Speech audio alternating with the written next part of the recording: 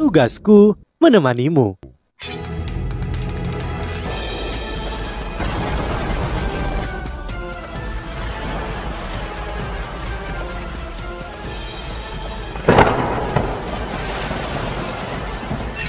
Hai sahabat Pasuk, kembali lagi bersama alur cerita versi novel Solen 2 Sekte Tang yang tak tertandingi. Jangan lupa like, subscribe, dan nyalakan tanda lonceng. Mari kita lanjutkan. Woyo tertawa dingin dan berkata, bagaimana mungkin, mengapa aku ingat bahwa kau memenjarakan seorang wanita saat itu? Bukannya kau tidak suka hal-hal seperti itu, tapi kau sangat fokus pada cintamu. Penatua ketiga tersipu ketika dia berkata dengan curiga. Bagaimana kau tahu itu? Huo Yuhao secara alami merujuk pada penatua ketiga yang memenjarakan Nan Xiushu yang bahkan tidak diketahui oleh Nang Gongwan. Huo Yuhao berkata dengan jelas, selama kau telah melakukan sesuatu, seseorang akan tahu kau sudah sangat tua, saudara ketiga. Jadi mengapa kau masih malu? Baiklah, aku sudah kenyang. Aku akan kembali dan kau dapat terus mengobrol dengan saudara kedua. Aku tidak tidur nyenyak tadi malam. Jadi aku akan kembali berkultivasi sehingga pemimpin sekte tidak bisa mengatakan bahwa aku malas. Huo Yuhao berdiri setelah pidatonya dan berjalan keluar. Dia tidak ingin mengatakan apa-apa lagi karena dia pasti akan mengatakan sesuatu yang salah jika dia melakukannya. Lebih baik sedikit mungkin berinteraksi dengan Mas Rochat ini. Penatua ketiga berkata dengan sedih kepada Nang Gongwan. Saudara kedua, mengapa si tua ketujuh tampak begitu aneh hari ini? Nang Gongwan tertawa dan menjawab, itu mungkin karena dia tidak dalam mood yang baik setelah pemimpin sekte mencaci dia tadi malam. Tapi kamu tahu apa yang terjadi dengan saudara ketujuh? Sangat sulit baginya untuk meningkat dengan jiwa bela dirinya. Huo Yuhao melihat bahwa Tang Ya sudah berdiri untuk berjalan sebelum dia meninggalkan kantin dan sebuah ide muncul padanya ketika dia memperlambat langkahnya. Tang Ya mempertahankan kecepatan tetap saat dia berjalan menuju tendanya setelah meninggalkan kantin. Huo Yuhao secara alami berbagi jalan yang sama dan dia berpura-pura bertemu dengannya saat dia melambat dan berkata dengan hormat, wanita suci. Ya, Tang Ya mengakui saat dia berjalan tanpa ekspresi. Dia sama sekali tidak memperhatikannya. Huo Yuhao membuat penilaian cepat dalam benaknya. Dari situasi Tang Ya saat ini, pikirannya harus dipengaruhi oleh semacam segel atau mantra dan jiwa bela dirinya telah terinfeksi oleh racun jahat. Dan dari aura yang dihasilkan, dia seharusnya menjadi dolo jiwa dengan 8 cincin. Mas Rochat berkultivasi dengan sangat cepat. Saat itu, Guru Shoya masih agak jauh dari kultivasi kakak tertua, tetapi dia sudah melampauinya sekarang. Huo Yuhao menyaksikan Tang Ya menghilang ke tendanya sebelum dia kembali ke tendanya sendiri. Hasil hari ini bagus. Setidaknya, aku melihat Guru Shoya dan itu membuktikan informasi Nang Gongwan akurat. Sekarang aku harus mencari cara untuk membawanya kembali. Huo Yuhao kembali ke tendanya. Yuhao menyilangkan kakinya dan mulai bermeditasi. Setelah kembali ke kamarnya, tetapi otaknya mulai berputar dengan cepat. Bagaimana aku bisa membawa Guru Shoya pergi dengan aman? Selain itu, aku harus memastikan bahwa kami tidak mengalami cedera atau kehilangan. Sehari berlalu dengan cepat. Huo Yuhao tidak menunggu Nang Gongwan tiba saat dia pergi ke kantin untuk makan. Dia sengaja pergi lebih awal untuk menghindari Mas Rochat yang kuat sebelum dia kembali ke tendanya untuk terus berkultivasi. Dari perspektif Mas Rochat lainnya, penatua ketujuh mulai berupaya setelah pemimpin sekte memarahinya.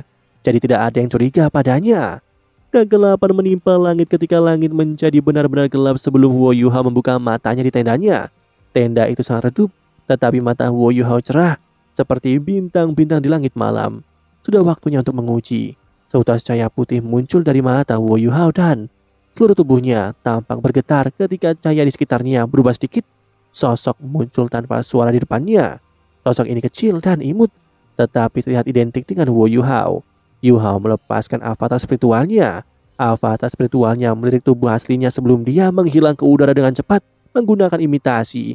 Avatar spiritual Huo Yuhao hanya bisa menggunakan keterampilan jiwa mata rohnya, namun menggunakan keterampilan jiwa akan mengkonsumsi sebagian besar dari energi asal avatar spiritualnya, dan begitu energi asal avatarnya habis, itu akan hancur. Avatar spiritual Huo Yuhao meninggalkan tenda di bawah imitasi dan tanpa suara mendekati tenda Tang Ya. Huo Yuhao tidak masuk ke dalam begitu dia tiba di luar tenda Tang Ya. Siapa yang tahu apakah Tang Ya memiliki penghalang spiritual di sekitarnya? Huo Yuhao akan mengungkapkan tubuh aslinya jika dia ditemukan, dan semua yang dia temukan sebelumnya akan sia-sia. Huo Yuhao mengelilingi tenda Tangya lalu mengelilingi tenda emas besar tidak jauh dari sana sebelum dia menyelinap lebih jauh. Dia tidak akan pergi ke tenda untuk menyelidiki sekarang, karena dia dapat dengan mudah disergap atau dijebak jika melakukannya. Dia harus yakin tentang situasi kamp tentara secara keseluruhan sebelum yang lainnya. Selain itu, ada tempat yang lebih penting yang harus dia temukan. Huo Yuhao hanya bisa menggunakan avatar spiritualnya untuk berkeliling dengan cepat di sekitar kamp militer karena dia tidak bisa menggunakan deteksi spiritualnya. Meskipun dia bisa berkeliaran dengan cukup bebas dan santai menggunakan imitasi, Huo Yuhao bergerak sangat cepat dan dia pergi hampir 1 putaran penuh di sekitar kamp tentara sebelum dia diam-diam kembali ke tendanya sendiri. Avatar spiritualnya kembali ke tubuh aslinya dan semuanya kembali normal. Mata Huo Yuhao terbuka lagi dan ekspresi samaran Dolo berubah sangat serius. Huo Yuhao bisa melihat jauh lebih jelas setelah menyelidiki dari jarak yang sangat dekat. Tata letak kamp Kekaisaran Ryu mulus dan hampir seluruhnya tidak bisa ditembus. Ada banyak tentara menjaga 5 kamp alat jiwa mereka. Huo Yuhao tidak berani membiarkan avatarnya mendekati kamp alat jiwa itu. Lebih jauh lagi, dia bisa merasakan bahwa ada formasi terkait yang terus diaktifkan di dalam bagian tersebut. Huo Yuhao tidak ragu bahwa mereka memiliki kemampuan bertahan atau serangan yang hebat. Salah langkah, dia akan ditemukan dan menjadi umpan meriam. Huo Yuhao awalnya berharap untuk menemukan salah satu alat jiwa penyimpanan dari Kekaisaran Ryu atau sebuah gudang yang menampung peluru meriam jiwa stasioner yang ia dapat letakkan pada waktu yang tepat. Dia akan menciptakan banyak kekacauan di kamp tentara jika itu terjadi, dan bekerja sama dengan Tianhun ketika saatnya tiba akan menjadi yang paling efektif. Tapi sepertinya dia harus mengubah rencananya karena dia tidak bisa menemukan gudang alat jiwa. Tidak ada pertanyaan bahwa gudang ini ada di dalam kamp-kamp alat jiwa, yang berarti bahwa ia harus menembus pertahanan mereka. Jika ia ingin membom gudang-gudang itu, bahkan jika Penatua Song ada di sini, ia tidak akan bisa melakukan itu. Apalagi dia. Apa yang harus aku lakukan? Mata Huo Yuhao menyipit saat dia merenung. Ini sangat penting baginya, karena kekacauan yang tidak memadai tidak akan memberikan mereka waktu yang cukup. Malam itu damai dan semuanya tampak kembali tenang. Kekaisaran Ryu meningkatkan pengawasan udara berbasis darat mereka, tetapi mereka tidak menemukan apapun. Kekaisaran Tianhun juga tampak sangat tenang dan sunyi. Para masroh jahat Gereja Roh Kudus menemukan bahwa selama 2 hari terakhir, penatua ke-7 mereka telah menjadi pekerja keras. Dia tidak menyentuh garis manapun, dan dia tetap di tendanya untuk berkultivasi dengan sungguh-sungguh. Dia hampir tidak terlihat sama sekali di siang hari. Makan malam pada malam kedua tiba. Huo Yuhao sengaja memanggil Nang Gongwan sebelum makan malam dan mereka berjalan bersama menuju kantin. Dapatkah kamu menemukan tempat yang kosong dan terpencil untukku? Akan lebih baik jika tempat ini tidak berada di dalam area inti ini, dan lebih baik jika itu di dekat salah satu dari 5 benteng alat jiwa. Tempat itu harus sunyi dan tidak berpenghuni. Suara Huo Yuhao dikirim ke Nang Gongwan secara telepati. Nang Gongwan tertegun sejenak. Dia memaksakan tawa dan berkata, "Aku khawatir itu agak sulit. Area yang dekat dengan benteng-benteng alat jiwa sangat dijaga dan dilengkapi dengan segala macam alat jiwa pengintaian. Hampir mustahil untuk melakukan sesuatu di sekitar mereka tanpa ditemukan. Apakah kalian siap untuk bergerak?" Ekspresi khawatir muncul di wajahnya saat dia berbicara. Huo Yuhao berkata dengan jelas, "Kamu tidak perlu khawatir. Kami akan memberimu jalan keluar bahkan ketika kami melaksanakan rencana kami. Kamu harus membantuku menemukan tempat seperti itu secepat mungkin. Dan jika itu benar-benar tidak mungkin, lokasi yang sedikit lebih jauh dari benteng-benteng alat jiwa juga dapat diterima. Tetapi harus jauh dari tempat kita berada. Hanya dengan begitu, kita dapat bergerak sesuai dengan rencana." Nang Gongwan tahu bahwa dia tidak punya pilihan lain. Dia paling takut identitas Huo Yuhao terungkap, karena Huo Yuhao telah kembali bersamanya sebagai samaran Dolo. Nang Gongwan juga akan diekspos jika Huo Yuhao ditemukan. "Baiklah, aku akan mencoba yang terbaik." Nang Gongwan bergegas pergi. Setelah makan malam, dia jauh lebih akrab dengan situasi di dalam kamp militer daripada Huo Yuhao. Nang Gongwan datang ke tenda Wo Yuhao untuk menemukannya setelah 2 jam. Ada solusi Tang Wu. Nang Gongwan masih berpikir bahwa Wo Yuhao adalah Tang Wu sampai sekarang. Wo Yuhao mengerutkan kening dan menjawab, "Panggil aku samaran."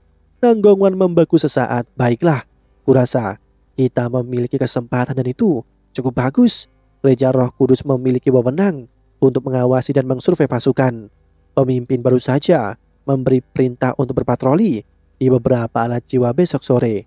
2 benteng milik Legiun Seluruh Jiwa Tangan yang melindungi bangsa sedikit lebih merepotkan karena mereka tidak menunjukkan kita banyak rasa hormat.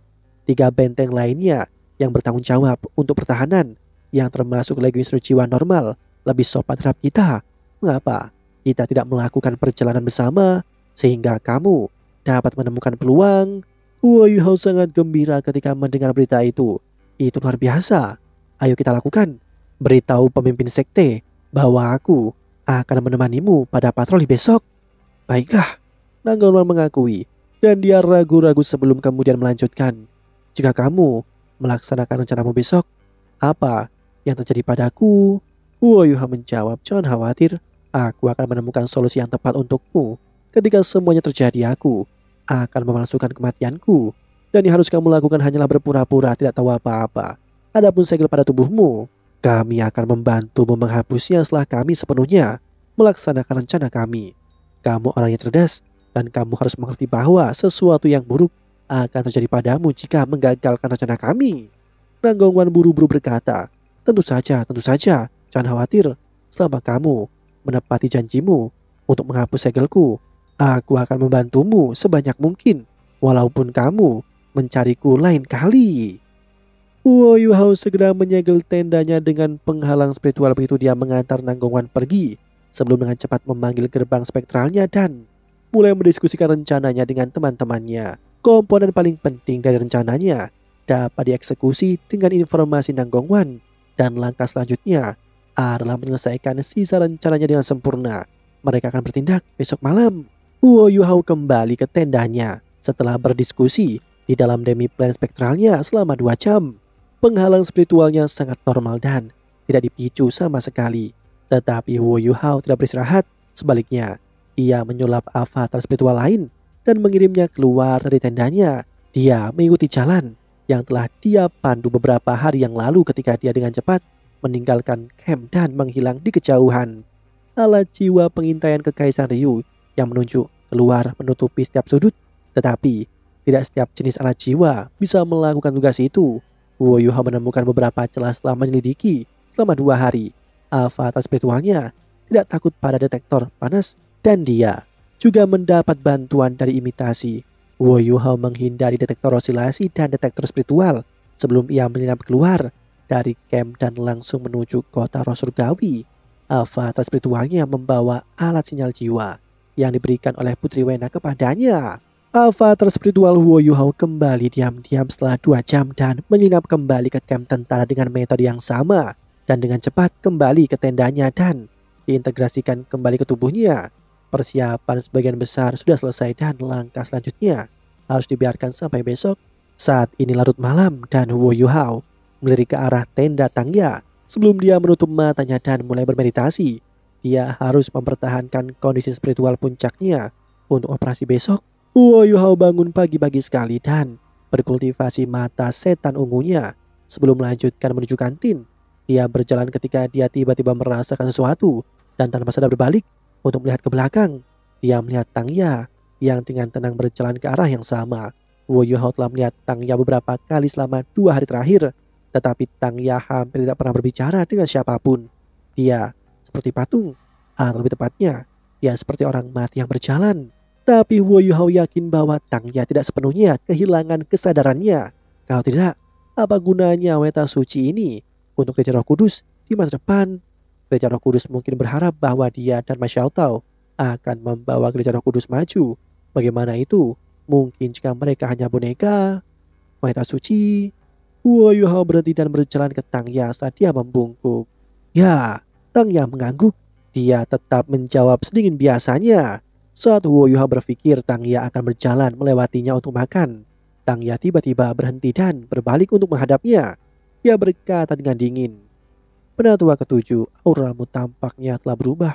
Apakah kau memiliki masalah dengan kultivasimu baru-baru ini? Demikianlah kisah untuk kali ini. Sahabat Pasuk, jangan sedih, jangan bimbang, apalagi galau. Karena aku kan selalu menemanimu.